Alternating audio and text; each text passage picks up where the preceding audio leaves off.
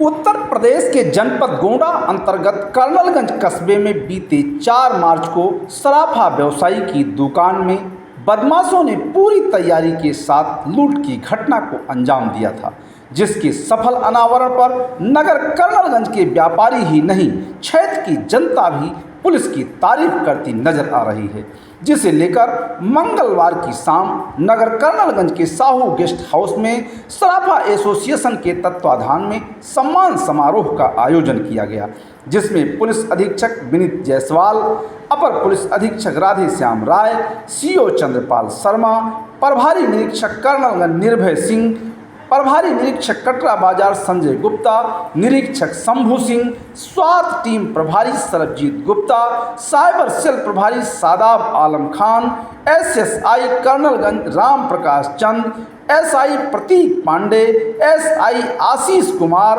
SI Jitendra Verma, SI Alok Kumar Rao, SI Sarfaraz, Raju Singh, Amit पाठक, महेंद्र यादव, रवि प्रताप यादव, अबरार अहमद, इंद्रपाल सिंह, प्रदीप सिंह आदि police के जवानों को फूलों की माला पहनाते हुए गणेश जी की प्रतिमा व प्रशस्ति पत्र देकर सम्मानित किया गया। सभी मेरे साथी पुलिसकर्मी, आप सभी लोगों का बहुत बहुत धन्यवाद इस सम्मान समारोह के आयोजन हेतु। जैसा कि शुरुआत में ही आप लोगों ने बताया, दिनांक 4 मार्च की रात्रि 10 बजे ये घटना घटित हुई। कुछ कारणवश करीब 1 दिन के विलंब से हमें ये सूचना मिली तहरीर के माध्यम से, तो निश्चित तौर पर थोड़ा एक चौंकाने वाली बात होती है कि इतनी बड़ी घटना हो गई और कागज में तहरीर के माध्यम से सूचना मिल रही है। रात को ही हमारे सभी अधिकारी, सीओ साहब, एसएचओ साहब, एडिशनल साहब मौके पर आए, घटनास्थल का मुआयना किया और उन्होंने मुझे बताया कि सर घटना तो हुई है। मैं भी रनिंग लोकेशन में ही था, तुरंत मैं भी पहुंच गया। विश्वनाथ जी से मेरी बात हुई, आपके बेटे से भी मेरी मुलाकात हुई। उसी दिन ये चीज़ तो तय थी कि जितना भी, मैंने इनको आश्वासन भी दिया कि देखिए जितना भी सामर्थ्य हमारे पास है, जितने भी संसाधन हमारे पास हैं, इस घटना को हम सर्वोच्च प्राथमिकता में रखते हुए कार्य करेंगे। चाहे हमारी एसओजी टीम हो, सर्विलांस टीम हो, थाने की टीम हो, अधिकारीगण हो, सभी लोग इसी दिशा में उस दिन से ही लग गए थे। बहुत से आप लोग हैं जिन्होंने कई अन्य बातें बताई। हमारे चौकी इंचार्ज किस प्रकार मेहनत किए, थाने की टीमों ने किस प्रकार मेहनत की, जो अन्य पुराने हमारे पुलिस के साथी यहाँ पर पहले तैनात रहे हैं, उन्हें भी विशेष सहयोग हेतु बुलाया गया। हमारी सर्विलांस टीम, हमारी एसओजी टीम, जो पुराने इन टीमों में रहे हैं, कोई श्रावस्ती से बुलाया गया, कोई बहराइच से बुलाया गया। और बिना, मैं आपको ये बात जो कह रहा हूँ पूरे तसल्ली के साथ कह रहा हूँ, बिना रेस्ट लिए लगातार इन टीमों ने काम किया है। खाना पीना कब खा रहा है, कोई नहीं खा रहा, कब सो रहा है, नहीं सो रहा। जब भी कोई घटना होती है, लोग हमेशा नतीजों की अपेक्षा करते हैं, स्वाभाविक है। चाहे कितनी भी कोई मेहनत कर ले, कितना भी दिन रात वो अपना लगा रहे सब कुछ छोड़ के, लेकिन अगर नतीजा नहीं निकलता है तो लोगों के सम्मुख वो सारा प्रयास व्यर्थ है, क्योंकि लोगों को प्रयासों से नहीं, नतीजे से मतलब होता है। इस चीज को मैं भली भांति जानता था।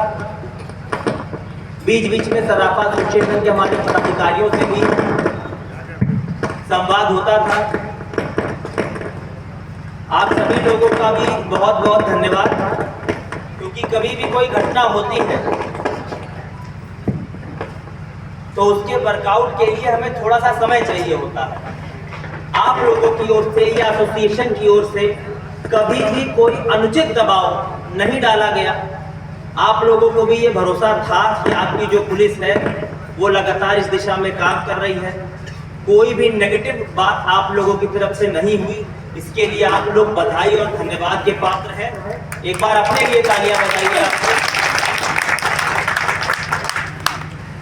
और जैसा कि मैंने कहा, घटनाएं होती हैं, पुलिस का काम है इसका खुलासा करना, हमें यहाँ पर नियुक्त इसीलिए किया गया है कि आप घटनाओं का अनावरण करें,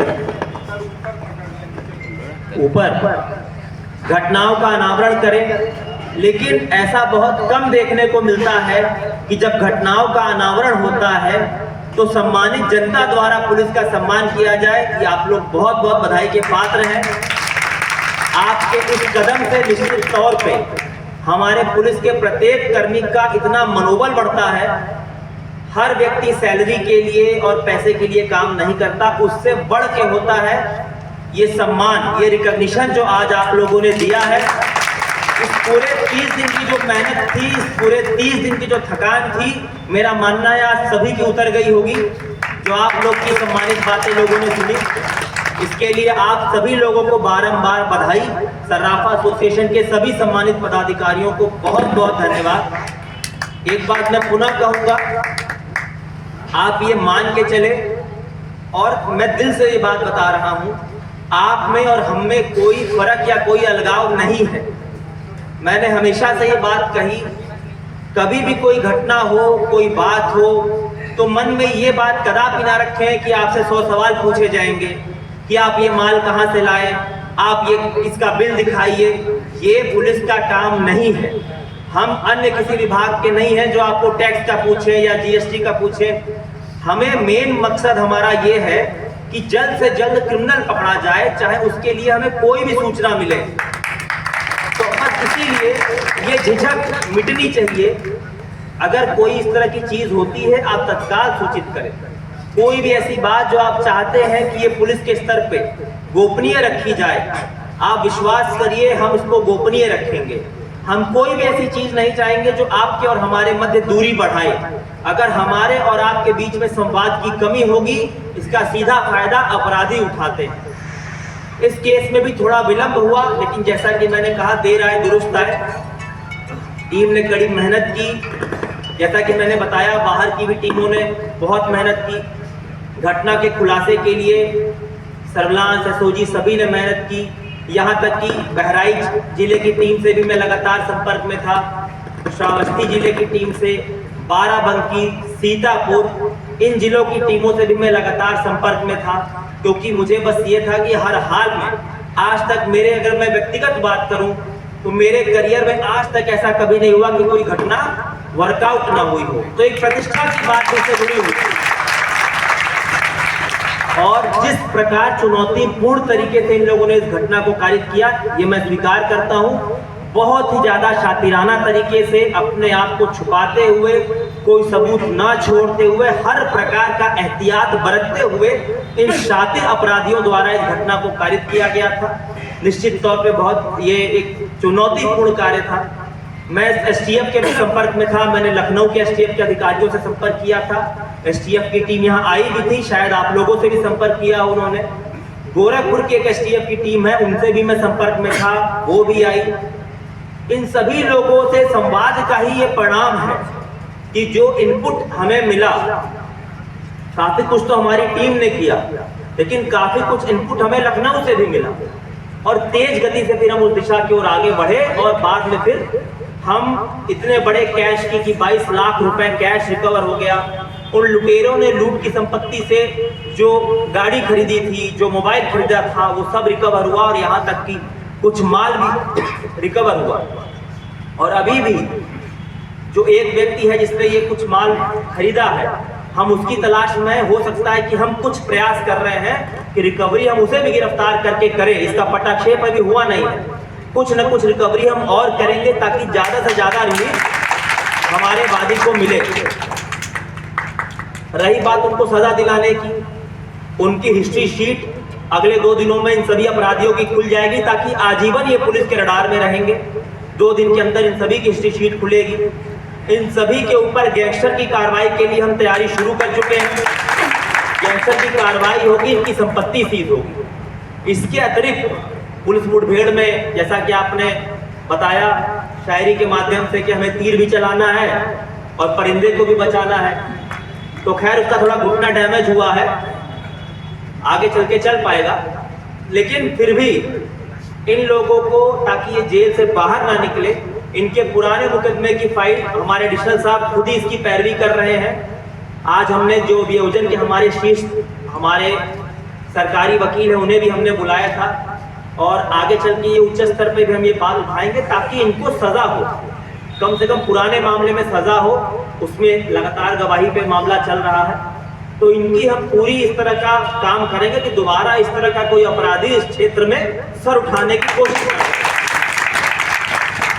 एक बस मेरा आप लोगों से इस मंच के माध्यम से निवेदन होगा, आप भी ये समझ रहे हैं कि कभी भी अगर सोना चांदी या कोई ज्वेलरी चोरी होती है या लूटी जाती है तो उसको खरीदता कौन है, ये बताइए।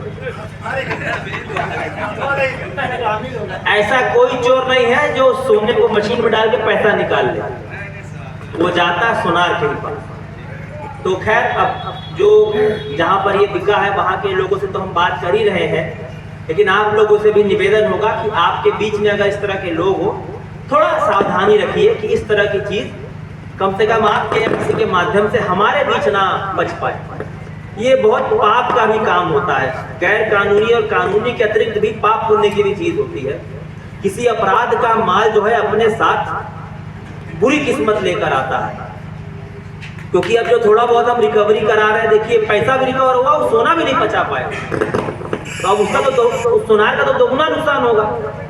उसने पैसा भी दिया और वो लूट का माल भी नहीं बचा पाएगा। तो इसलिए इस तरह की चीजों से भी हमें बचना होगा, और अगर किसी अपराधी को हम अपने घर का रास्ता दिखाएंगे तो वो अपराधी कल को हमारे साथ भी कुछ गलत कर सकता है। तो ये मैं हमेशा सभी को कहता हूं कि हमेशा इस मामले में हमें सतर्क रहना चाहिए। खैर, ये एक छोटा सा अनुरोध था, क्योंकि इस मंच के माध्यम से आप सभी लोगों से बात हो रही है। सीसीटीवी कैमरों को लेकर मेरा विशेष अनुरोध रहेगा, ये हमेशा रहता है। आप लोग बहुत ही कीमती चीज से डील करते हैं, बहुत ही महत्वपूर्ण और कीमती चीज है। तो दुकान के अंदर तो आप लगाएं, लेकिन दुकान के बाहर सीसीटीवी कैमरा जरूर लगाएं। बहुत ये मतलब हमारी तरफ से आप अपील समझिए, अनुरोध समझिए, निवेदन, प्रार्थना समझिए। अपनी दुकानों के बाहर सीसीटीवी कैमरा अवश्य लगाएं, और जब आप घर जाएं दुकान बढ़ाकर तो उसको बंद करके ना जाएं। कई लोग जाते हैं तो दुकान बना, अरे जब आप दुकान पर नहीं है, दुकान बंद हो चुकी है, तभी तो उसकी आवश्यकता और है, हम उस वक्त बंद कर देते हैं। तो कुछ गलियां ऐसी थी जो इन बदमाशों ने देख रखी थी कि पीछे यहाँ सीसीटीवी कैमरे नहीं है, उसका उन्होंने लाभ लिया। हालांकि समय ज़्यादा लगा, लेकिन जैसा कि मैंने कहा कि हर अपराधी गलती करता है, और सभी का अगर सामूहिक प्रयास हो तो ईश्वर भी मदद करता है उस उद्देश्य की पूर्ति में, और इस केस में भी यही हुआ। और पुनः आप सभी लोगों का, मेरी पूरी टीम का तो लगातार है सहयोग। आप लोगों ने जिस प्रकार साथ दिया, मैं ये भी दावे से कह रहा हूँ, ये मेरा बतौर कप्तान 5वां जिला है। इतने धैर्य से, इतनी शांति से, जितना घटना के बाद आप लोगों ने सहयोग किया, हम पे विश्वास किया, हमें पूरा मौका दिया, लोग नहीं देते। इसके लिए आप सभी लोग धन्यवाद के और बहुत बहुत बधाई के पात्र हैं। बहुत बहुत धन्यवाद। और मैंने आपके पदाधिकारियों को पहले बताया है, मेरा भी व्यापारिक पृष्ठभूमि है, हमारी भी दुकानें हैं, तो किस प्रकार मुश्किल आती है व्यापार में, किस प्रकार छोटी छोटी टेक्निकल दिक्कतें आती हैं, मैं भली भांति अवगत हूँ। पुनः आप लोगों से यही कहूँगा, हमारे और आपके बीच में कभी कोई फर्क महसूस मत करिए। ये जो पूरी व्यवस्था है, ये जो थाना है, ये चौकी है, ये हमारी सरकारी गाड़ी है, ये आप ही लोगों के टैक्स के पैसे से आप ही लोगों के सर्विस के लिए दी गई है। हमारा और कोई काम नहीं, आपको जरूरत है इसलिए हमारी तैनाती की गई है। इसलिए निसंदेह कभी ये मत समझिए कि आपको हम पे कोई दबाव डालना पड़ेगा या आपको अपनी बात रखवाने के लिए हमें प्रदर्शन करना पड़ेगा। ये इसका अगर ये स्थिति उत्पन्न हुई तो मैं मानूंगा कि आप में विश्वास जागृत करने में हम कहीं ना कहीं पीछे रह गए, कि आपको कोई और माध्यम लेना पड़ा अपनी बात पहुंचाने का। आप हमें फोन करिए, हम खुद यहाँ आ जाएंगे।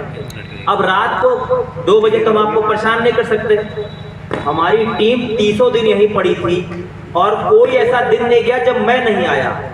थाने पर रोज रात को मीटिंग 11-12 बजे, उसके बाद पैदल पैदल सभी गलियों को देखना, कहीं मोटरसाइकिल पे देखना, 1-2 बजे तक ये कार्रवाई यहाँ डेली चलती है।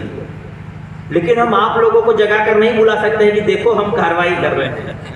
मैं चाहे तो साल भर रात भर घूमता, लेकिन अगर नतीजा नहीं निकलता उस प्रयास का कोई मोल नहीं था। हमारे लिए, हमारी टीम के लिए है। टीम हमारी कितनी मेहनत कर रही है वो मैंने देखा है।